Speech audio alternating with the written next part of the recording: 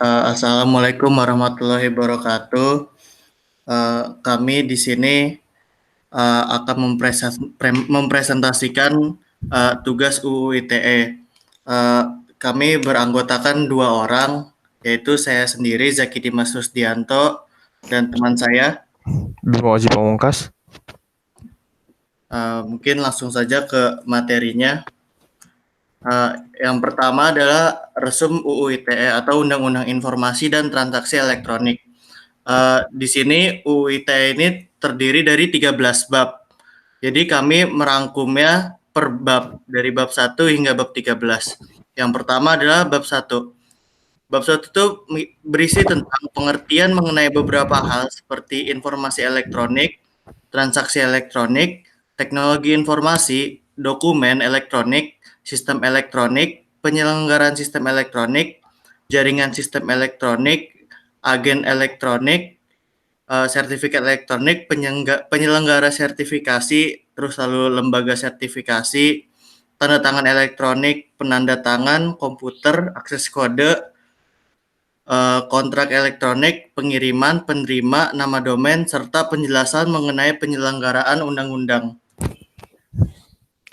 Selanjutnya bab 2 berisikan pemanfaatan teknologi informasi serta tujuan dari pemanfaatan teknologi informasi. Pada bab 3 menjelaskan mengenai informasi dan dokumen elektronik, sistem elektronik, pelaku usaha yang menggunakan sistem elektronik, tanda tangan elektronik, beserta ketentuannya, semua dijelaskan pada pasal 5 hingga pasal 12. Lalu yang selanjutnya bab 4 dan bab 5. Di bab 4 itu menjelaskan mengenai penyelenggaraan sertifikasi elektronik, sistem elektronik, serta persyaratan-persyaratan yang harus dipenuhi oleh pihak penyelenggara. Semua itu dibahas pada pasal 13 hingga pasal 16. Di bab 5 menjelaskan mengenai penyelenggaraan transaksi elektronik, kontrak dan ketentuan transaksi elektronik, sistem elektronik yang digunakan beserta pengecualiannya, dan pihak-pihak yang terlibat dalam transaksi elektronik beserta kerugiannya, serta tak lupa juga kebijakan mengenai penyelenggaraan agen elektronik. Semua tadi itu dibahas pada pasal 17 hingga pasal 22. Selanjutnya bab 6 menjelaskan mengenai ketentuan domain untuk setiap orang, badan usaha dan negara, pengelolaan nama domain, hubungan antara informasi elektronik dengan hak kekayaan intelektual, beserta ketentuan dan pengecualiannya. Semua dibahas pada pasal 23 hingga 26. Pada bab 7 menjelaskan mengenai perbuatan yang dilarang seperti pembuatan informasi elektronik untuk pelanggaran kesusilaan, perjudian, pencemaran nama baik, pengancaman, penyebaran berita palsu yang disengaja atau tidak, serta menyebarkan informasi kebencian mengenai SARA, penyadapan, perbuatan merubah, menambah, dan mengurangi data sistem elektronik, serta ketentuan-ketentuan lainnya. Semuanya dibahas pada pasal 27 hingga 37. Lalu selanjutnya di bab 8 menjelaskan mengenai penyelesaian sengketa, gugatan yang bisa dilakukan oleh siapapun yang dibahas pada pasal 38, serta gugatan yang bisa diberikan pada pasal 39.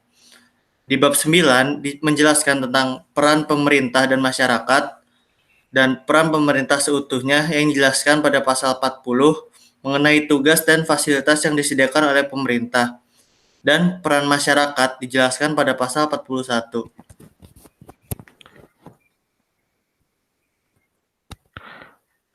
Selanjutnya bab 10 menjelaskan mengenai guna Undang-Undang ITE untuk proses penyidikan, termasuk hukum yang digunakan, pihak yang bisa melakukan penyidikan, proses penyidikan, penggeledahan, serta alat bukti yang dibahas di pasal 43 hingga 44. Bab 11 menjelaskan mengenai ketentuan pidana yang bisa diberikan meliputi ketentuan pidana penjara serta denda dengan ketentuan maksimal, serta penambahan-penambahan hukum lainnya yang dibahas jelas pada pasal 45 hingga 52. Terakhir, bab 12 dan 13 menjelaskan mengenai ketentuan peralihan dan penutup. Pada kedua bab tersebut dijelaskan secara rinci mengenai pemberlakuan undang-undang. Setelah kita menjelaskan resume dari undang-undang tersebut, Kita langsung masuk ke contoh pelanggaran kasus yang ada di Indonesia. Yang pertama adalah kasus dari Ratna Sarumpait. Kasus ini berawal dari seorang aktivis bernama Ratna Sarumpait yang membuat kebohongan publik tentang penganiayaan. Berita tersebut sempat dikonfirmasi benar oleh mantan calon presiden nomor urut 2 Prabowo Subianto. Namun, ketika kasus ini diperiksa oleh kepolisian, mereka menemukan beberapa kejanggalan yang ada di kasus ini. Salah satu kejanggalan tersebut adalah polisi menemukan fakta bahwa Ratna menjalani rawat inap di Rumah Sakit Kecantikan di kawasan Menteng pada tanggal 21 September 2018. Fakta yang ditemukan tersebut tidak sinkron dengan cerita Ratna yang mengaku bahwa ia mengalami penganiayaan di Bandara Hussein Sastra Bandung pada tanggal yang sama, yaitu pada tanggal 21 September 2018. Berdasarkan kasus di atas, Ratna Sarumpait dijerat pada 2 pasal. Yang pertama, pasal 28 ayat 2 Undang-Undang ITE yang berbunyi, setiap orang dengan sengaja dan tanpa hak menyebarkan informasi yang ditujukan untuk menimbulkan rasa kebencian atau permusuhan individu dan atau kelompok masyarakat tertentu berdasarkan atas suku, agama, ras, dan antar golongan dalam kurung SARA. Lalu yang kedua adalah pasal 14 Undang-Undang Nomor 1 Tahun 1946 tentang Hukum Pidana yang berbunyi, barang siapa dengan menyiarkan berita atau pemberitahuan bohong dengan sengaja menerbitkan keonaran di kalangan rakyat, dihukum dengan hukuman penjara setinggi-tingginya 10 tahun. Lalu contoh kasus yang kedua ada kasus Ahmad Dhani.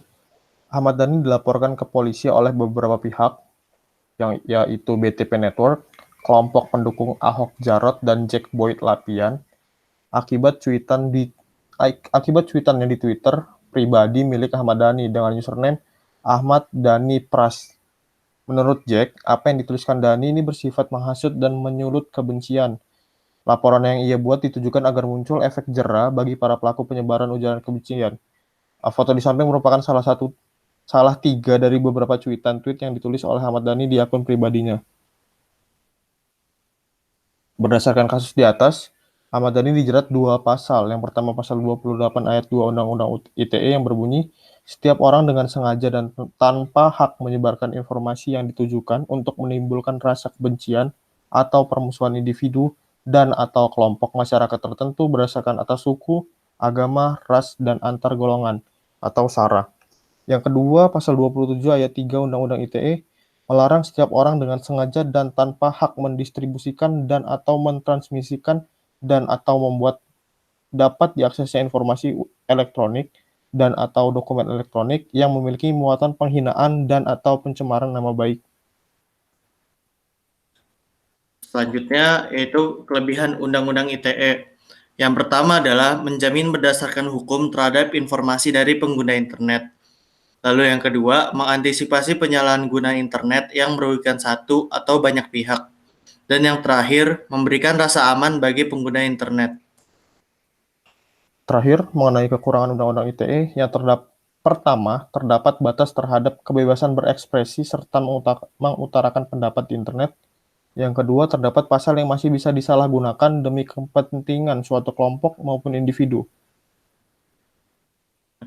Ini merupakan referensi yang kami gunakan untuk membuat presentasi ini, yaitu Undang-Undang Nomor 11 Tahun 2008 tentang UU ITE dan Undang-Undang Nomor 19 Tahun 2016 tentang UU ITE.